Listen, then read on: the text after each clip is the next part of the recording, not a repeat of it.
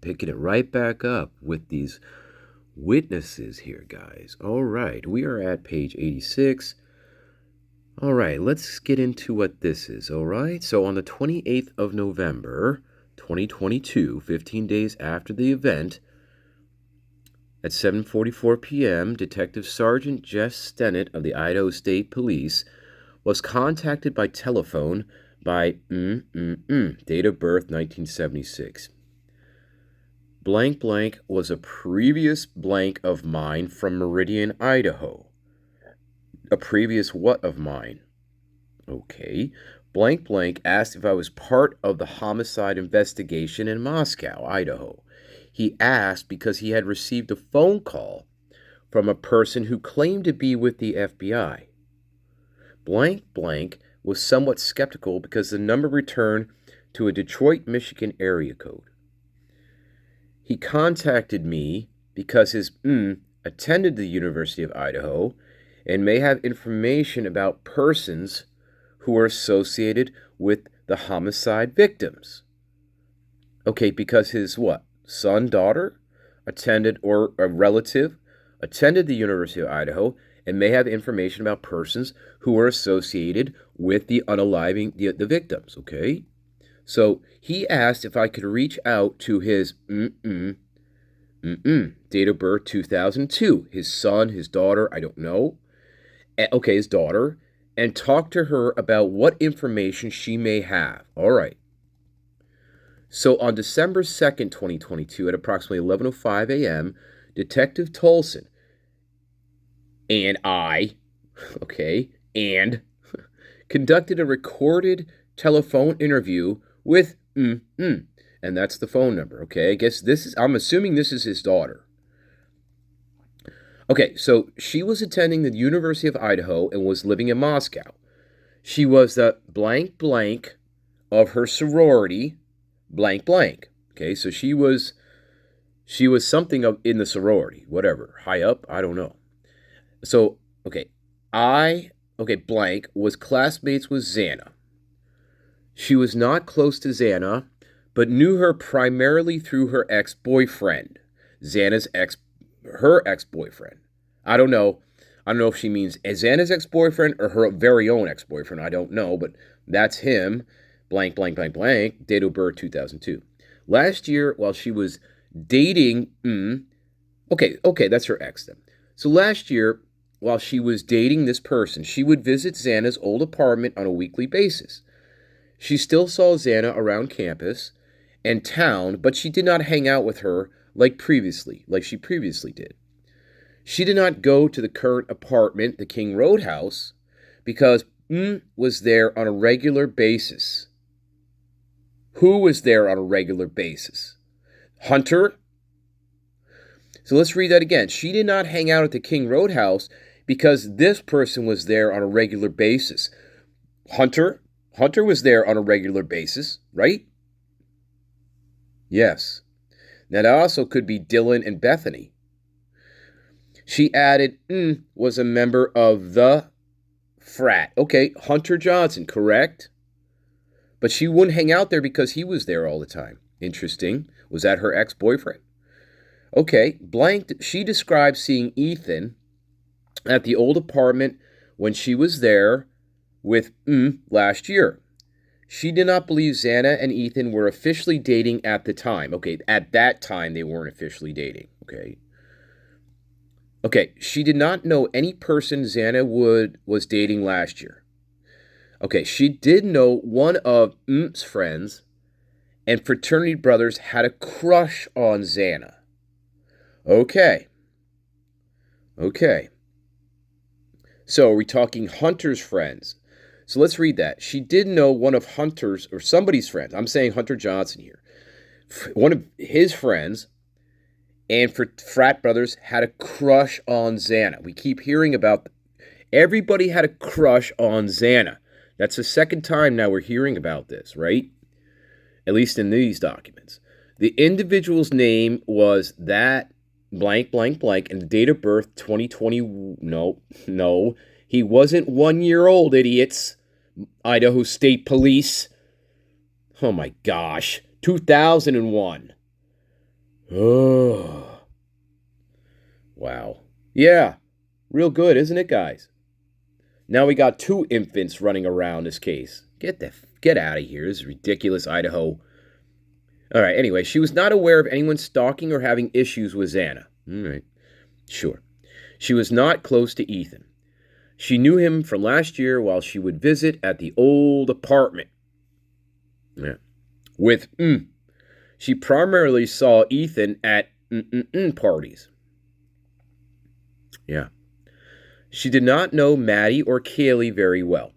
She described going to Maddie's house one time last year. She reiterated she didn't go to the new apartment, the King Road house, because blank would go there frequently.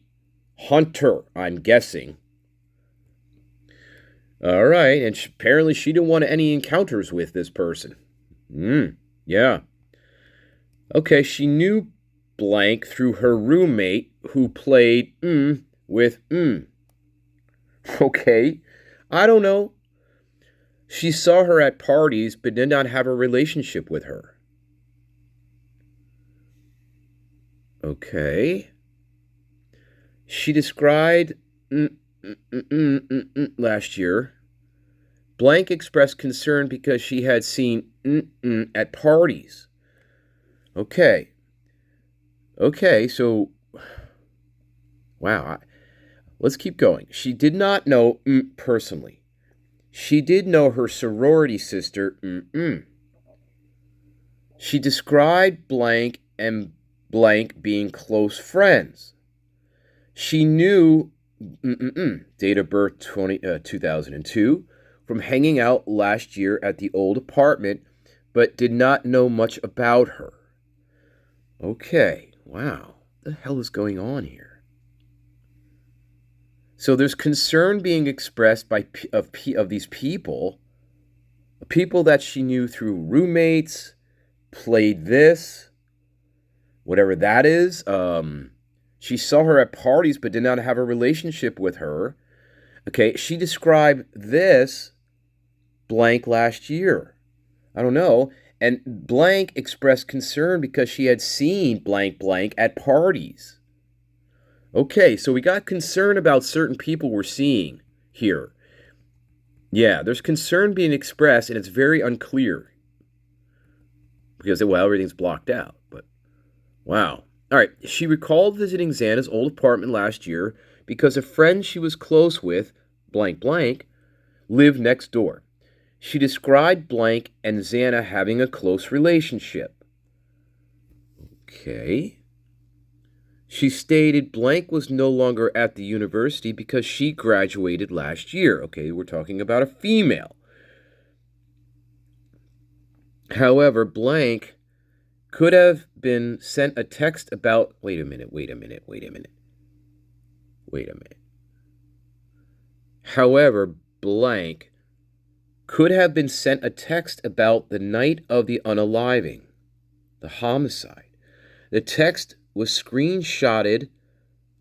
The text was a screenshot describing two of the other roommates locking their doors because they heard someone rummaging around.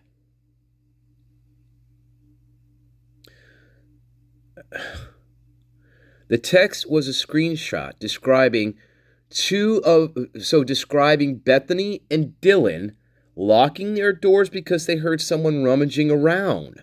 So yes, these texts and rumors, they've been getting out here. There's more text, more stuff here. Oh my God. So she detailed the day of November 12th. The University of Idaho football team was having senior night. This was a big game and many people attended. There were many students pre-gaming before the game. She was not certain, but she assumed all the victims attended that game. At approximately 10:45 p.m., blank went to the Sigma Chi fraternity party. Again, we don't know how to spell Chi in Greek. Now we're at Kia. We went to Kia and we bought a Kia. At approximately 11 to 11:30 p.m., she briefly observed Xana and Chapin for about 10 to 15 minutes. Okay, 10:45. She observed Xana and Ethan on the upper floor of the of the lodge. She described them on the upper floor looking down, observing the party. She recalled hearing a couple of songs play when she lost track of Xana and Ethan. The Sigma Chi party ended at 1 a.m. After the Sigma Chi party, she went to a party at the She was at the party until approximately 4 a.m. All right, long time she was there. 3 hours. Right? Yeah. So where did Ethan and Xana go after the Sigma Chi then? If it ended at 1, okay, where did they go? But anyway, she goes to another party at the treehouse or wherever till 4. She described the as being on the same road as Xana's apartment. When she left the apartment, she was walking and ran into one of her good friends. She believed blank had been at Xana's apartment earlier that evening. Her interaction with this person occurred at the When she was walking down from the apartments, blank was talking to a group of people.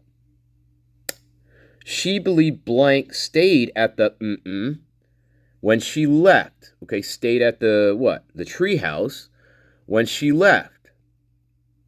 Treehouse, the whites, I don't know. She had seen what she described as Snapchat videos.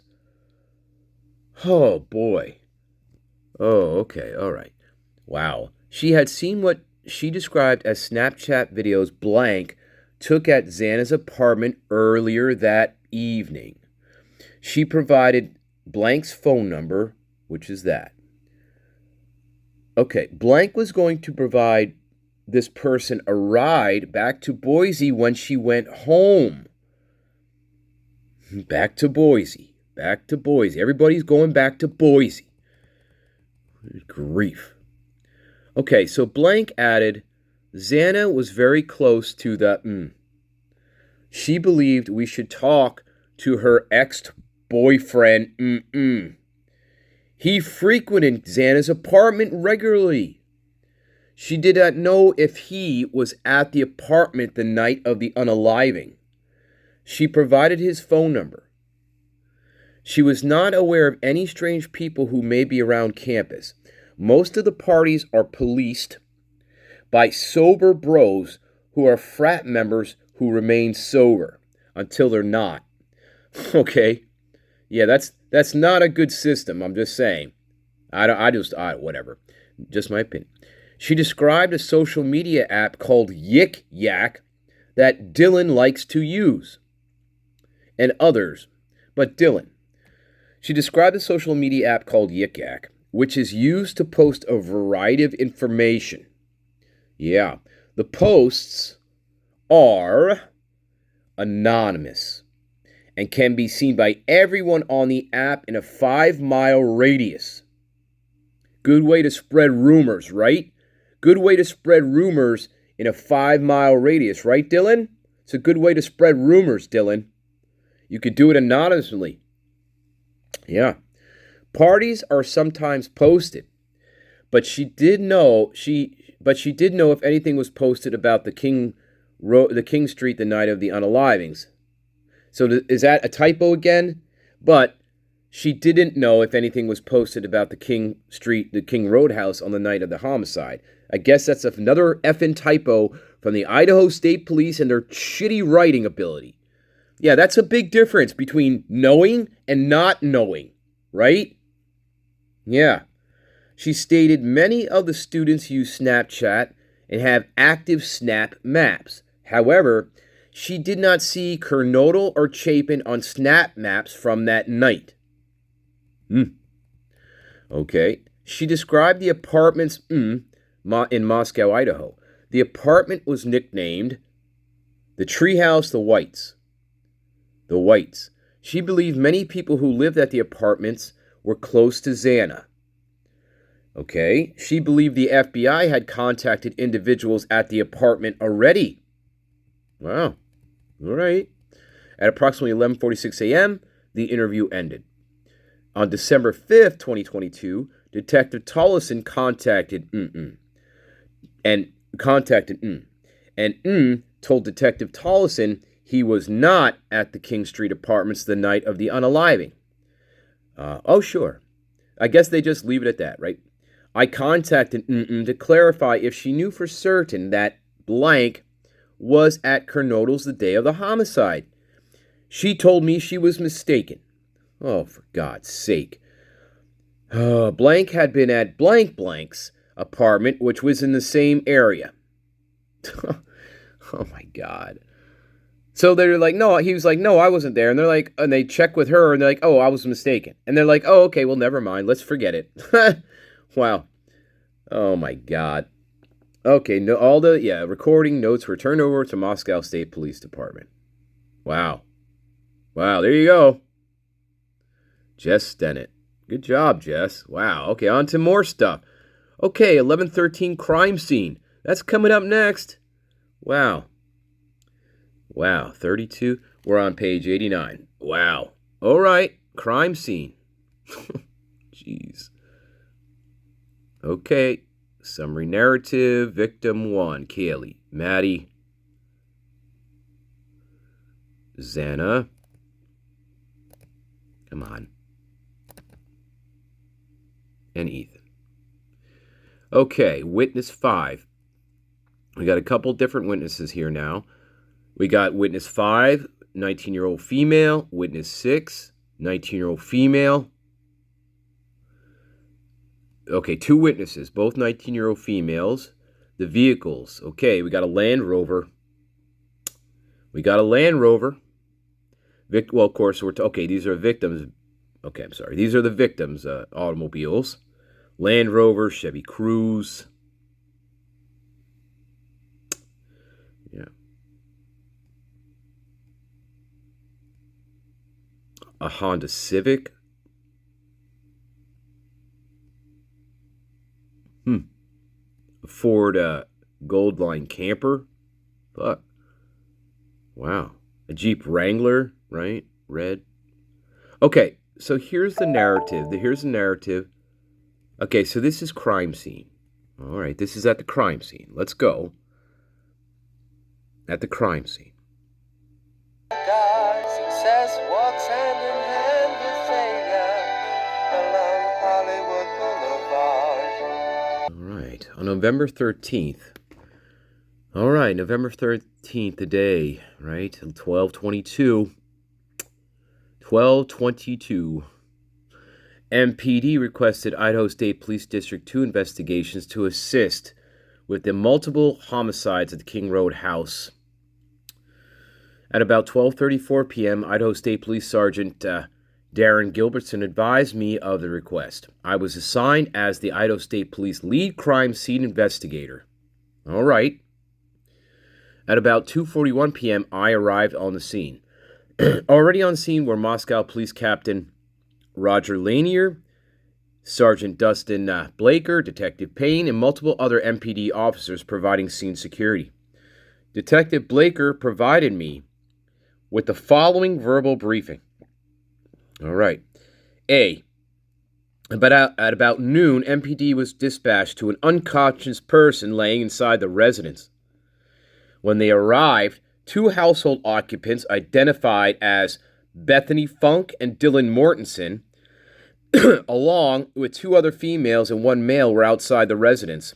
The male, identified as Hunter Johnson, stated when he had entered the house, he grabbed a knife from the kitchen and cleared the 1st and 2nd floors. Right. Yeah, like a detective, right? Like playing detective, playing a big tough guy. He grabbed a knife and cleared the 1st and 2nd floors. Oh, and then placed the knife on a ping pong table inside the living room when the police told him to do so. Yeah, the ping pong table that had blood on it. Right? Hunter Johnson? Dylan? Oh, you bastards. When officers entered the house, they found 2 deceased residents, Kernodle and Chapin, inside a bedroom on the 2nd floor. The officers also found 2 more deceased residents, Kaylee and Maddie, in a bedroom on the 3rd floor. We know that. All the victims appear to have multiple stab wounds. The sliding glass door located in the kitchen, the 2nd floor, rear of the house, was wide open, and there was a set of footprints in the melting snow leading into and away from the residence. Big deal. It didn't snow that night. That's useless. There was one shoe print near the western edge of the property leading west into the neighbor's yard. In front of the residence, north, were 5 vehicles belonging to the deceased residents. Okay. What about Dylan's footprints? Let's get to that eventually in here, I hope. Sometime in the early morning hours, Dylan was awoken and opened her... more prime Dylan lies here. Here we go. More Dylan lies coming up. Oh, God, here we go. Dylan was awoken and awakened, and she opened her room door. Dylan said, and heard a male say, "It's okay, Kaylee, I'm here for you," and was crying. God. She then shut her door. A short while later, she opened her door again and saw someone approximately 5-10 inches, dressed all in black, with a ski mask, standing in the kitchen, making her a sandwich. The suspect, her friend, asked Dylan, "Would you like a sandwich?" To which Dylan said, "No, just clean up the goddamn bloody footprints that I left, all right?"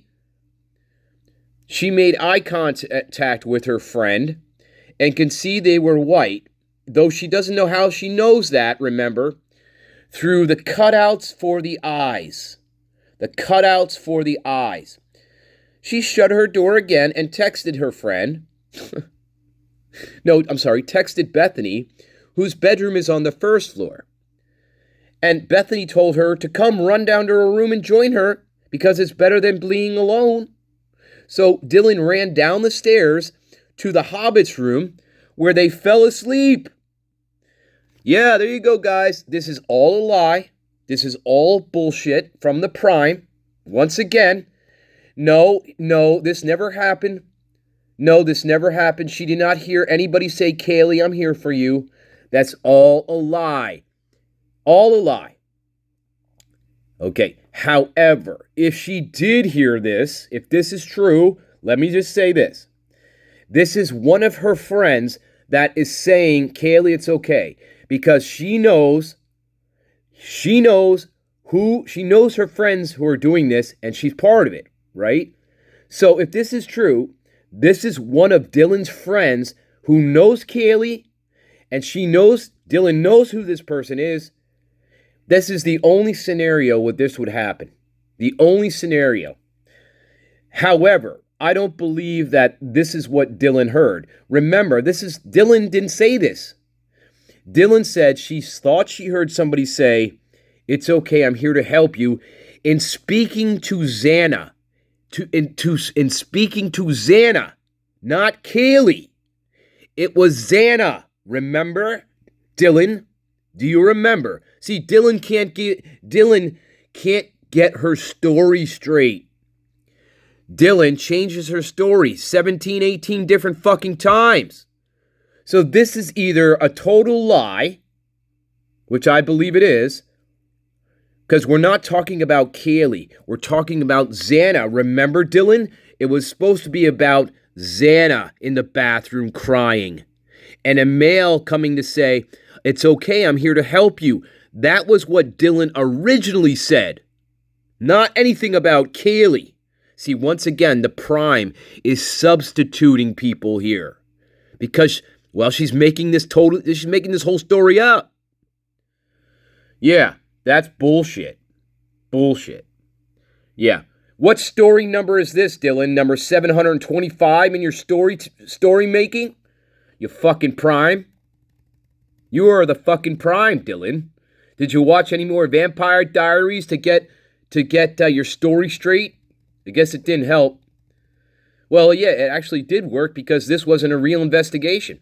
At about 5 p.m. after a search warrant was signed, Sergeant Blaker, Detective Payne, And fake inverse evil Santa Bill Thompson. Ashley! This was before Ashley and me got married, and before we went to Walnut Grove. Ashley was there investigating, and I don't want to say this because, well, I guess I should. There was an incident there where a dog was on scene, and a dog had mistaken Ashley's face for like a jar of peanut butter, and they had to call the dog off of Ashley. Ashley, I'm sorry the dog mistaken your face for peanut butter. MD, it's all right. Can I go back to reading this, please? Yeah, okay. I'm sorry, asshole. I mean, Master Nature. Yeah, great. So yeah, entered the scene and conducted a walkthrough. As we entered the front, north-facing first floor door, I observed the following. As you entered the residence from the front door, there is a bathroom in front of you. Okay? There is a bedroom to the right. As you walk in, okay, it appeared to be unlived in. Okay, right. To the left was a staircase to the second floor and a small hallway. As you walk east down the hallway, a small mechanical room was to the right. The hallway ended in a bedroom, Bethany Funk's bedroom. So she's tucked away all the way back in there, in the hobbit hole, right? That's why we call it the hobbit hole. So Bethany's bedroom had clothing on the floor and the bed was disheveled.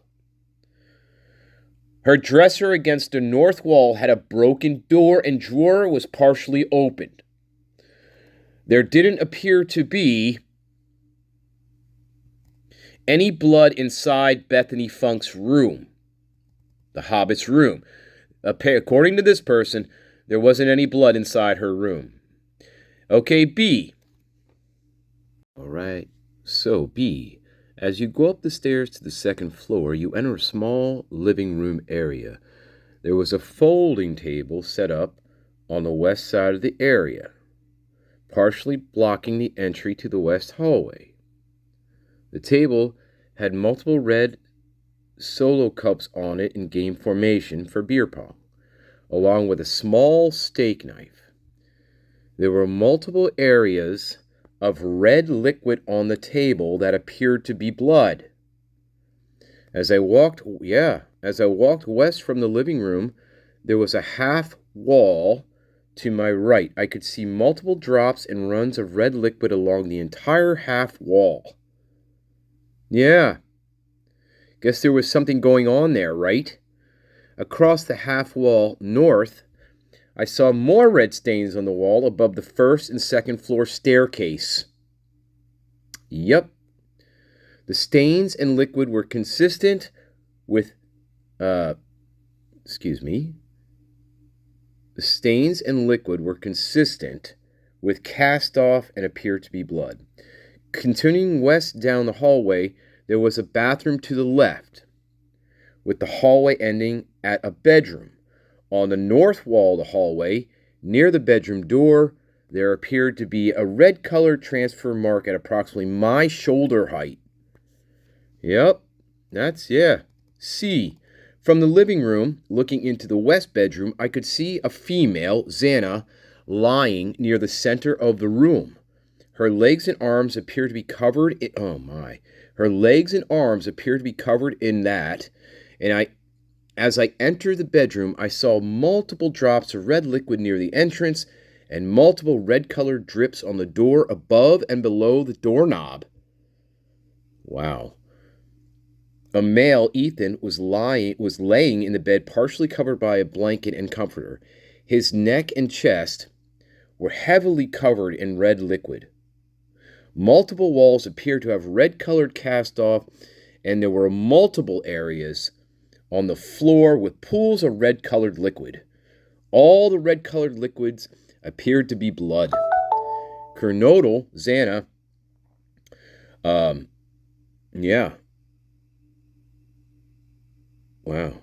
Xana appeared to have multiple cuts to her hands, arms, and face. Ethan appeared to have a deep cut to the outer portion of his right knee and neck area.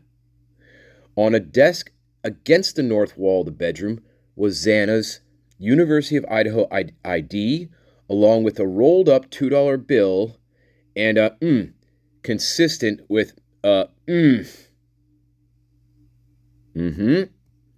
D. Exiting the bedroom and walking east, there wasn't anything visible of interest in the bathroom. Okay.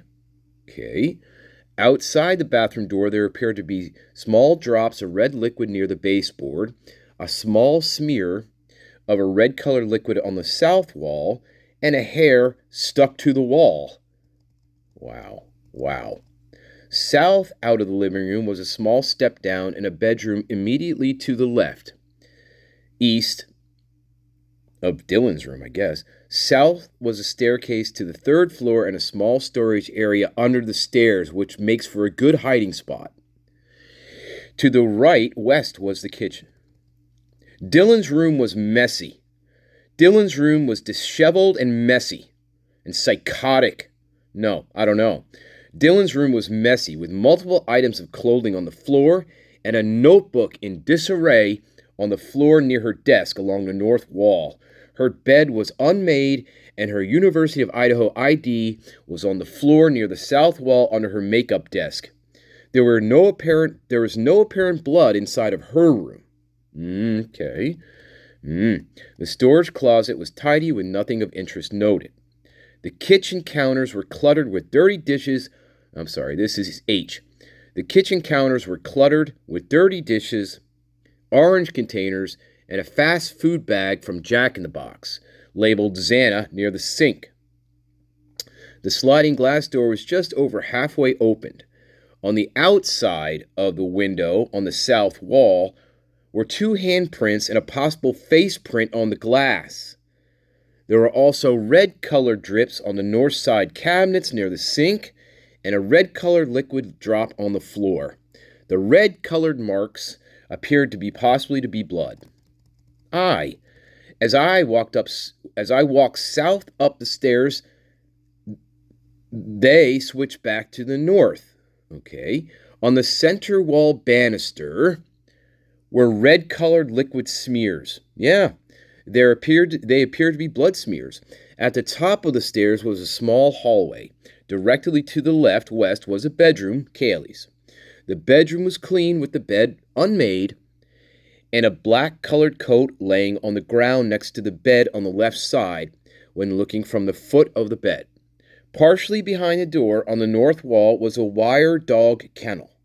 There didn't appear to be any blood inside Kaylee's room. Okay, no mention of the dog here. There's no mention of Murphy being in this room. All right, weird. On the right side, maybe they had already taken the dog out at this point. On the right side, east of the hallway, it ended with a bathroom. To the south of the bathroom was a small bedroom, which was Maddie's. There didn't appear to be anything of interest in the bathroom. Okay. As I entered the bedroom, there was a bed directly to the left, east. On the bed, we found Kaylee and Maddie.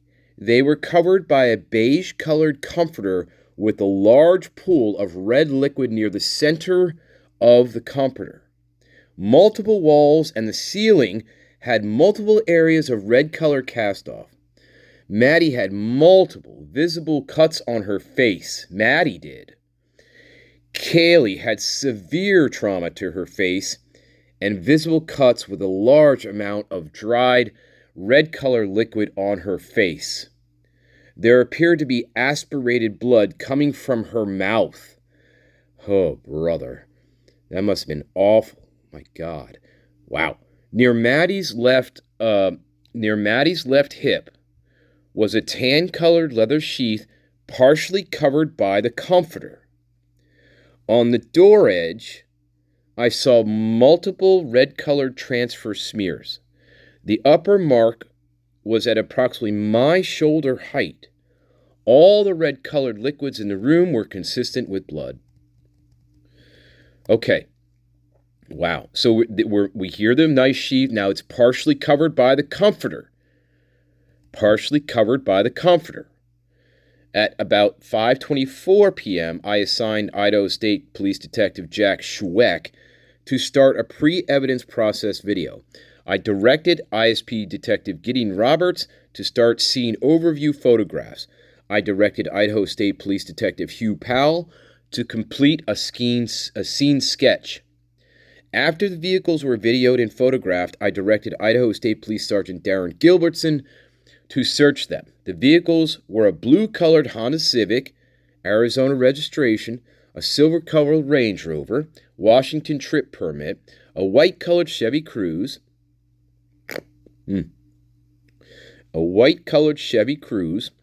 Idaho registration, a red-colored Jeep Wrangler, Washington registration, and a black-colored Ford Explorer, Washington registration. The interiors were photographed with nothing seized as evidence. Okay, at about 6:30 p.m., I started 3D scans of Xana and Mogan's rooms. Okay, at about 7:05 p.m., Detective Powell, Detective Schweck, and I started marking the evidence with numbered placards, while Detective Roberts photographed the exhibits. The following evidence was recorded and or collected. Okay, here we go. Exhibit 1, shoe print casting located west of residence near the fence line. Latent print collected from exterior or south kitchen window. Latent print collected from exterior or south kitchen window. Latent shoe print collected from exterior or south kitchen window. Latent shoe print collected from exterior of kitchen sliding door. Another latent shoe print collected from front door exterior lock. Okay.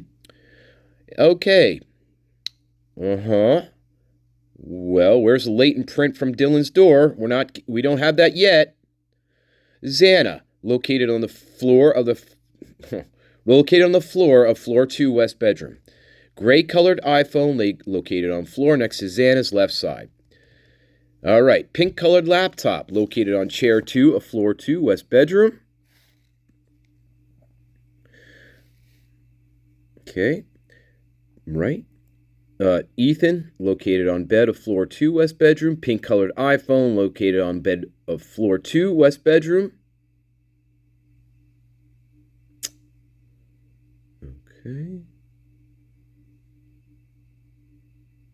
Okay.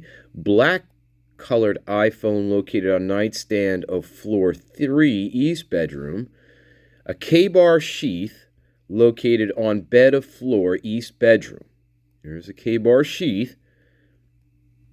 Maddie, located on bed of floor 3 east bedroom. Kaylee, located on bed of floor east bedroom. White-colored blanket located on foot of bed of floor 3 the east bedroom. A tan-colored comforter located on bed of floor 3 east bedroom. Note: at about 8:15 p.m., Short's funeral home, along with Latah County Coroner Kathy My Butt, when she's not making candles part-time, and Assistant LCC Debbie Kars-Gallon arrived on the scene to remove the bodies. Before moving the bodies, Sergeant Gilberts and I put paper bags over all 4 victims' hands, along with Carnoto's left foot, for the preservation of evidence during the autopsies. Okay, wow. All right, Exhibit 19, blue-colored iPhone located under the head of Kaylee. Oh, wow. Okay, Exhibit 20, a Juul vape pen located under Kaylee on bed. Exhibit 21, latent print collected from doorknob of floor 2 west bedroom. Exhibit 22, steak knife located on folding table in living room. Blood swab collected from north wall above floor 1 and 2. Blood swab collected from north wall about floor 1 of 2 staircase. Blood swab collected from south side of half wall of floor 2. Blood swab collected from south side of half wall of floor 2. Yeah, more blood swabs collected, right? Staircase, West wall, blood swab collected from north wall of hallway near west bedroom. Blood swab collected from floor 2, west bedroom, light switch. Blood swab collected from south wall above bed of floor 2, west bedroom again. Blood swab collected from west wall between bed and nightstand of floor 2, west bedroom. Blood swab collected from floor under Xana. And blood swab collected from left leg of desk. Blood swab collected from exterior of the door, floor 2, west bedroom. Blood swab, south hall. Blood swab collected from folding table in living room. Blood swab collected from kitchen floor near north side cabinets. 41 exhibit. Blood swab collected from banister of floor 2 and 3, right? Which they DNA from that. They didn't get anything. They didn't do anything with, remember? This is all DNA. Good, most victims, but also from the perpetrators here. All kinds of blood swabs here, guys, everywhere in the house here. All kinds of fucking blood swabs here. Tons of blood swabs. Disposable camera collected from end table in living room. A blue-colored laptop located on floor near desk of floor 2 in the east bedroom. A pink-colored laptop located in rolling stand along west wall of floor 3, west bedroom. Silver-colored laptop located on upper shelf and closet of floor 3, west bedroom. A blue-colored latex gloves. Blue-colored latex gloves located in trash can of floor 2, bathroom. Gray-colored laptop located on desk of floor 1, west bedroom. Wow. On and on. DDD, Exhibit 56. Black-colored iPad located on rolling stand of floor 1 in the east bedroom. Okay, at about 11:44 p.m., I directed Detective Roberts and Detective Schweck to complete post-search photographs and videos. On November 14th, the next day, at about 12:10 a.m., okay, all the evidence collected was turned over to Detective Payne. Oh boy. The windows and doors to the residence were sealed by Moscow police. At about 12:18 a.m., Idaho State Police personnel left the scene. MPD remained on the scene outside the residence. I entered the scene, photos and videos into evidence located at the Idaho State Police District 2 office and provided copies to the Moscow Police Department. Alrighty, guys. There you go. Wow. Yeah. All right. We're going to leave it right there. More crime scene. Now, on the 14th, we're getting into more crime scene. We're going to leave it right there, guys, okay? I love you. Wow. Wow. So, hey, we get mention of the knife sheath. We get mention of the knife on the case. All kinds of blood swabs they're doing. All kinds of... No mention of the latent shoe print found out outside Dylan's door yet, okay? No mention of that yet on the 13th. Let's see what 11 and 14 crime scene processing holds for us. Okay, we're going to pick it up, that one, and the next one. I love you, babies. I hope you're having a really good day. Really good day today. Okay, talk to you soon. Bye-bye.